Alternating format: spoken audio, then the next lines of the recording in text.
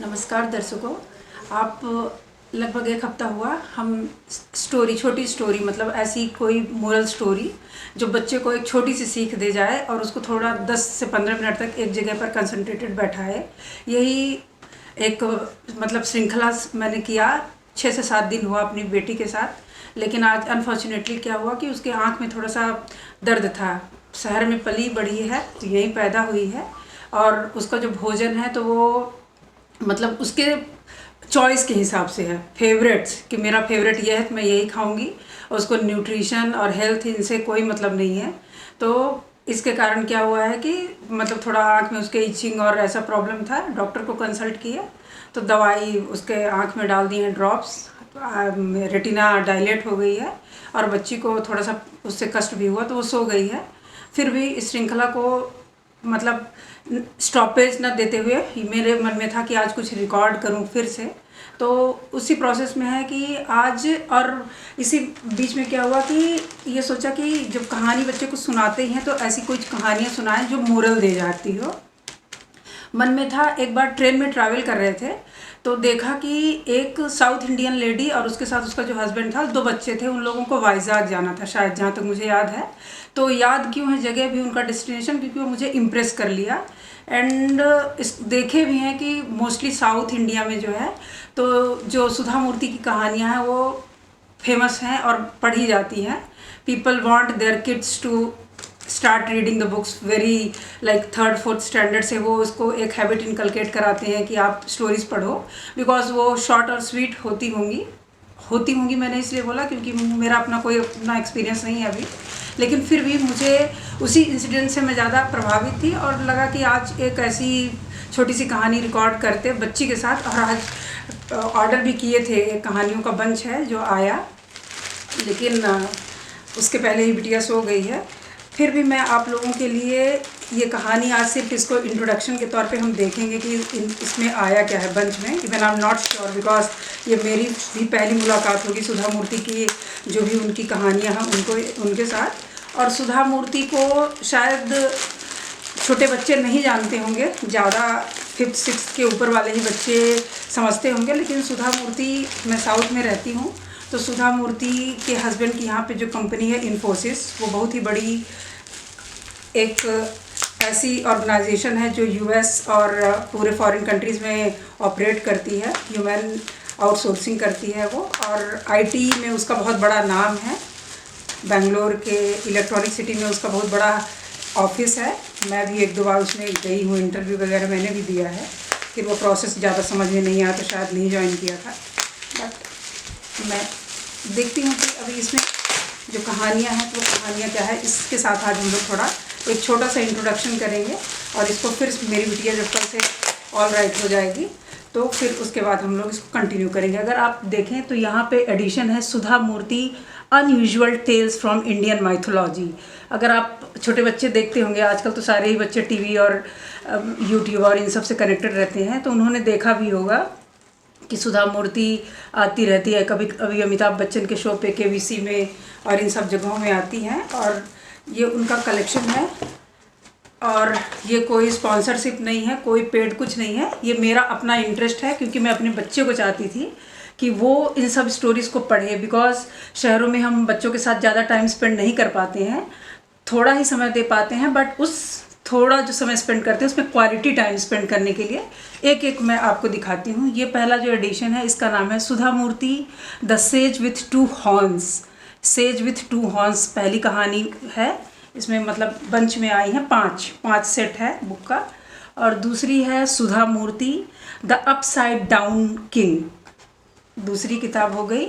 तीसरी है Sudha Murty daughter from a wishing tree, ये उनकी कहानी है। फिर चौथा जो एडिशन है वो है Sudha Murty the serpents and revenge.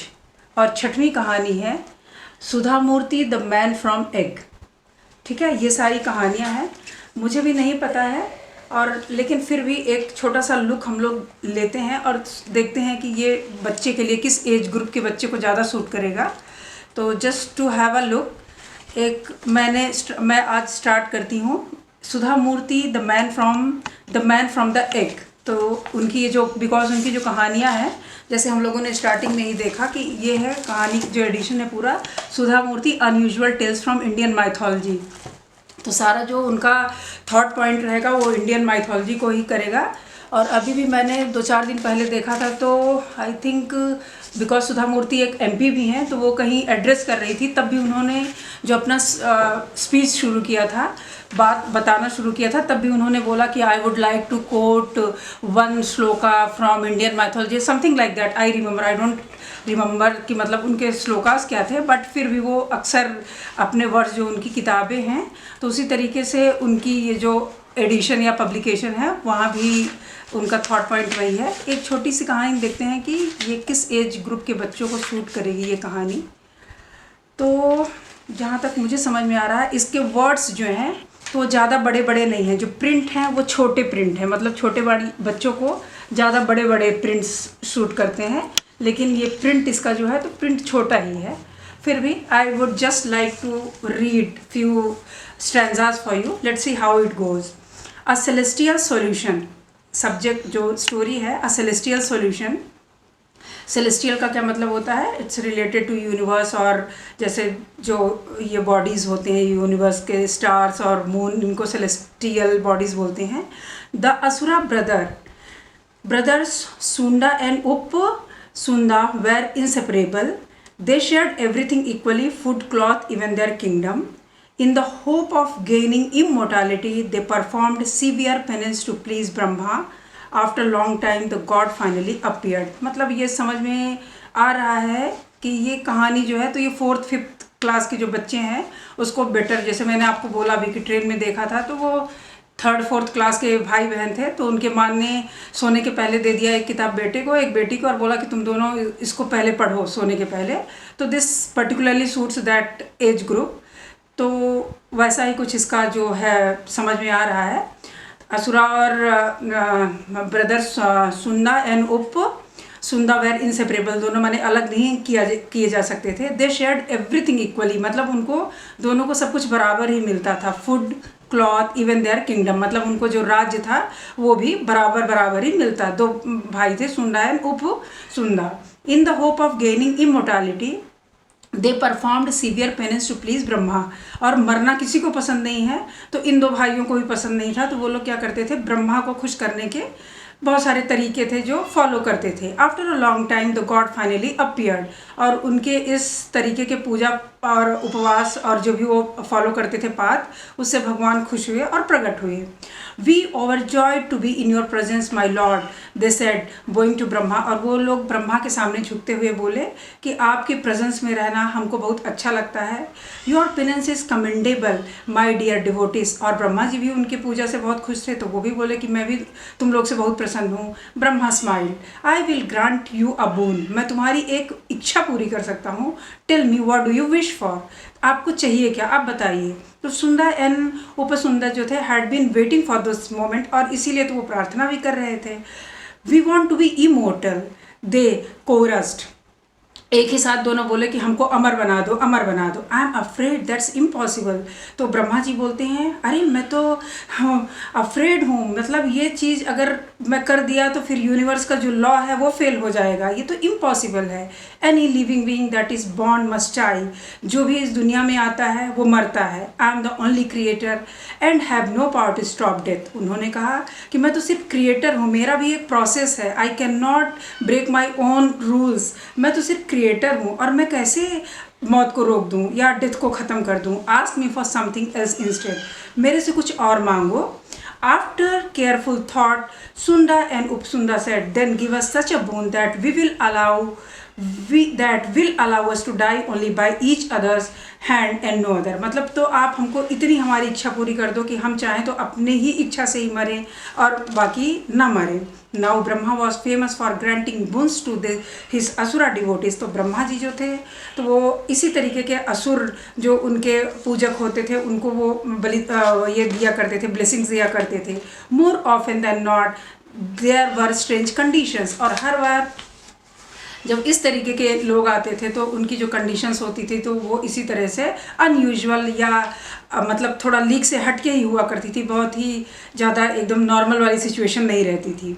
The truth was that Brahma made sure to weave loopholes into the bones.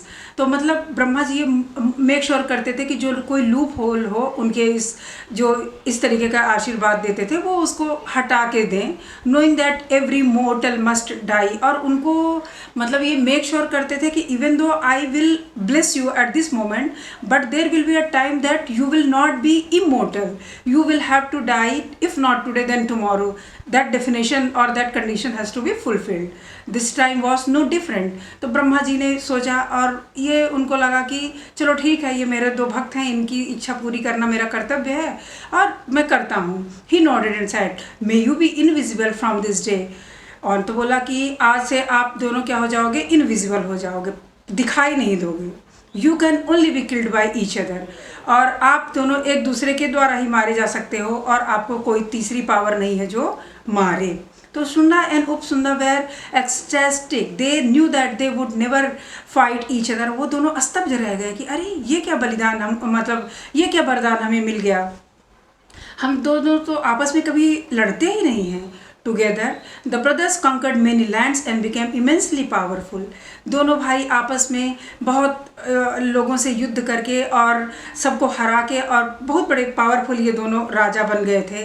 There invisibility made them arrogant and they soon started to abuse the subjects. मतलब जो वो invisible हो गए तो वो arrogant भी हो गए। तो friends and enemies alike feared them because they were known to seize kingdoms on whim. After decades of suffering their torture, the whole world wanted to see the brother dead, but the bond between them remained strong as ever. तो मतलब अब हम story को एक ऐसे मोड़ पे देख रहे हैं कि जो उनका स्ट्रेंथ था अब वही उनकी वीकनेस बन गई। पहले बात